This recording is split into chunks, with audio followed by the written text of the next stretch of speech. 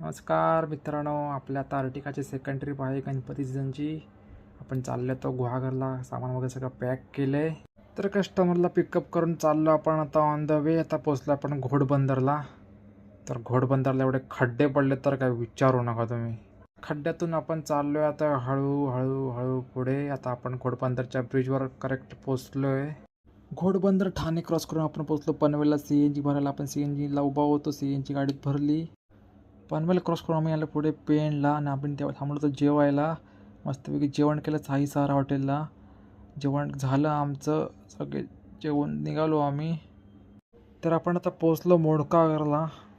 मधल्या पिरियडमध्ये मला काय व्हिडिओ काढता आली नाही, कारण मी कॉन्फरन्सवरती बोलत होतो मित्रांसोबत. रात्रभर काय आम्हाला कामच नव्हतं, म्हणून आम्ही सगळे कॉन्फरन्सवरती बोलत होतो.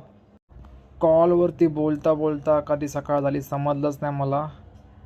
पोचलो मोडकागरमध्ये. आता मोडकागर आम्ही क्रॉस करून आलो पुढे विश्रामगृहातून खाली. हा कच्चा रोड दिसतो, कच्चा रोड नाही, हायवेज आहे हा. गुहागरमधील विश्रामगृह ते डायरेक्ट गव्हर्नमेंटचं हॉस्पिटल आहे, दवाखाना आपला शिवाजी चौकापर्यंत. हा पूर्ण रोड खराबच आहे. रोडचं अद्याप अजून काम केलेलं नाही आहे. काम आहे ते पेंडिंगला का ठेवलं आहे ते. तर खड्डे खूप मोठे होते, त्याच्यामुळे आपण चौकात चालू आहे, कारण गाडीत लोड पण खूप होता. आणि आपण आता पोचलो आहे आरे पुलावरती. आरे पूल आहे, आरेगावमधला आरे पूल आहे हा. आणि आपण आता पोचतो आहे कस्टमरच्या जवळच. आता इथून आपण लिफ्ट घेणार आहे, कस्टमरचं इथंच घर आहे. इथून बाग हा एक गाव स्टार्ट होतं इथे.